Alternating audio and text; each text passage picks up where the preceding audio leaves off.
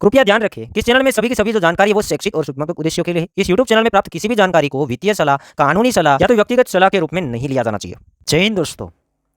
Bitcoin का price एक महीने के अंदर अंदर $12,000 के आसपास पंप कर चुका है। मतलब कि एक ही महीने पहले बिटकॉइन का प्राइस $38,000 के आसपास ट्रेड कर रहा था।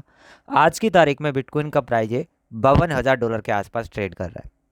इतना ज़्यादा ग्रोथ देखने के बाद, बिटकॉइन का पंप देखने के बाद, कुछ लोगों का ऐसा मानना है, कुछ लोगों का ऐसा कहना है कि बिटकॉइन अप्रैल महीने तक $70,000 के आसपास पहुंच जाएगा। मतलब कि $70,000 को टॉप कर जाएगा। अब यहाँ पर कहने वाला है DeFi optional market place Lyra का। मतलब कि रिटेल इन्वेस्टर को तो अब यही लगने लगा है कि अप्रैल महीने तक बिटकॉइन एक नया हाई मार देगा। जब तक बीटीसी का होल्विंग होगा तब तक बीटीसी प्रीवियस जो ऑल टाइम हाई $69,000 है उसको ब्रेकआउट कर लेगा। अब इसमें कितनी सच्चाई है वो तो आने वाला वक्त ही बताएगा। कोई भी नहीं बता सकता कि मार्केट में अप्रैल महीने तक क्या होगा। बट इतना मैं ज़रूर बता सकता हूँ कि इतने ज़्यादा फोमो के अंदर बिटकॉइन आपको झटका भी दे सकता है, मार्केट आपको झटका भी दे सकता है। क्योंकि मार्केट ऐसा नहीं कि ओनली ऊपर ही जाए, बीच में बड़े बड़े करेक्शन बन सकते हैं। क्योंकि बड़ा बड़ा मूवमेंट मार्केट ले सकता है तो उससे आधा करेक्शन भी बन सकता है। जहाँ पे $20-30 बिटकॉइन पंप हो सकता है तो $15-17 का बीटीसी करेक्शन भी ले सकता है। मार्केट इतना ज़्यादा पंप क्यों कर रहा है? जब से बड़ी बड़ी दो जो कंपनियां हैं अमेरिका की, जो कि ट्रिलियंस ऑफ डॉलर के अंदर एसेट मैनेजमेंट करती कंपनियां हैं, बिटकॉइन के अंदर कूदी है, उसके बाद बिटकॉइन का रंग बदल चुका है। मतलब कि बिटकॉइन के अंदर एक फोमो सा बन चुका है। अल्ट कॉइन में उतना ज़्यादा कुछ नहीं हो रहा है क्योंकि आप देख रहे होंगे बढ़ रहा है ओनली बिटकॉइन। बिटकॉइन बढ़ेगा तो उसमें रिटेल इन्वेस्टर क्या करते हैं, फ्यूचर्स ट्रेड में फंसते हैं। बाकी स्पॉट ट्रेडिंग के लिए बिटकॉइन बहुत कम लोग लेते हैं क्योंकि उतना पैसा ही नहीं है। पैसा है, छोटा पैसा है, तो वो अल्ट कॉइन के अंदर इन्वेस्टमेंट करते हैं। तो ब्लैक रॉक एंड फिडेलिटी नाम की दो बड़ी बड़ी कंपनियां आई और उसने ईटीएफ को फाइलिंग किया और ईटीएफ अप्रूव भी हुआ। उसी के साथ साथ मार्केट के अंदर फोमो कंटिन्यू बढ़ता हुआ नजर में आ रहा है। अब इसका मतलब एक कभी मत समझना कि ब्लैक रॉक एंड फिडेलिटी आ गया तो करेक्शन आएगा ही नहीं। तो वो भी करेक्शन आएगा। जैसे ही लोग पंप करा रहे हैं उसी तरीके से डंप भी करा सकते हैं। मार्केट में कोई भी आ जाए, मार्केट का एक रूल्स होता है, मार्केट पंप भी होती है, मार्केट की डंप भी होती है।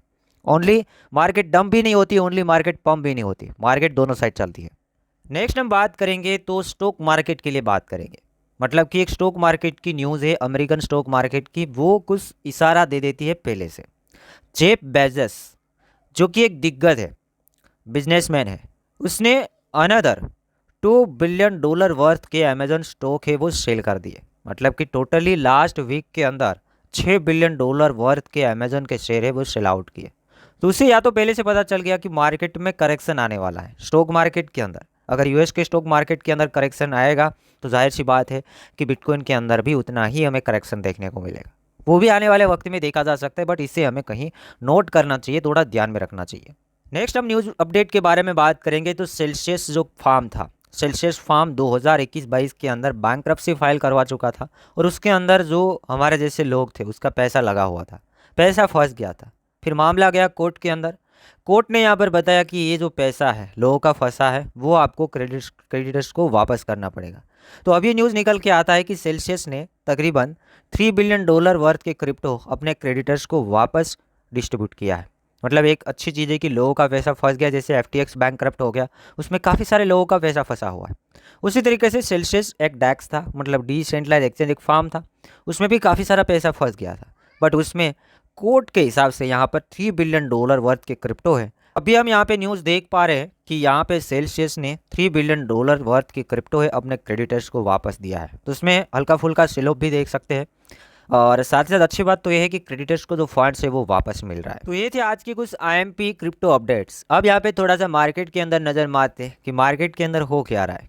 तो दोस्तों क्रिप्टो मार्केट की बात करेंगे तो बिटकॉइन का प्राइस अभी $51,700 के ऊपर ट्रेड कर रहा है। अब यहाँ पर मैं मेरी तरफ से आपको एक क्लैरिटी दे देता हूँ कि ये जो $70,000 वाली बातें हो रही हैं क्या वो पॉसिबल बन सकती है।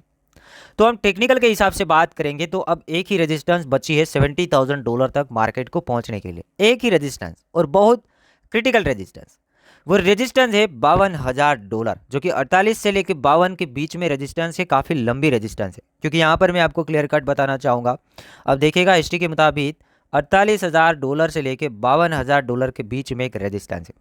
रेजिस्टेंस मतलब कि चार्ट वहाँ पे अटक सकती है, बहुत बड़ा बड़ा रिजेक्शन भी मिल सकता है। जो कि मैं बात करूंगा 2022 के अंदर, तो $48,000 के आसपास मार्केट यहाँ पे देखिए रेजिस्टेंस फेस किया और वहाँ से सीधा मार्केट 17 और $15,000 तक मार्केट हमें देखने को मिली है।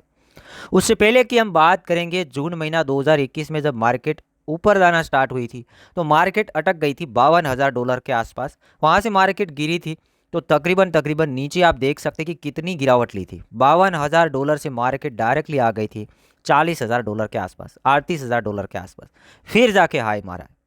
उसके बाद जब अगेन डाउनफॉल हमें देखने को मिला तो मार्केट $41,000 के आसपास आने के बाद मार्केट रीटेस्ट करने गई थी $52,000 के आसपास।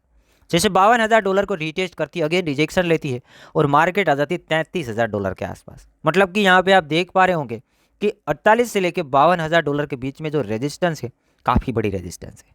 वीकली टाइम फ्रेम के अंदर बड़े वॉल्यूम के साथ ये 52,000 को बीटीसी ब्रेक करना चाहिए, तब आप ड्रीम्स देख सकते हैं कि बिटकॉइन का प्राइस अप्रैल तक $70,000 को टॉप कर सकता है, जो कि उसमें मुझे हाईली चांस कम लगते हैं।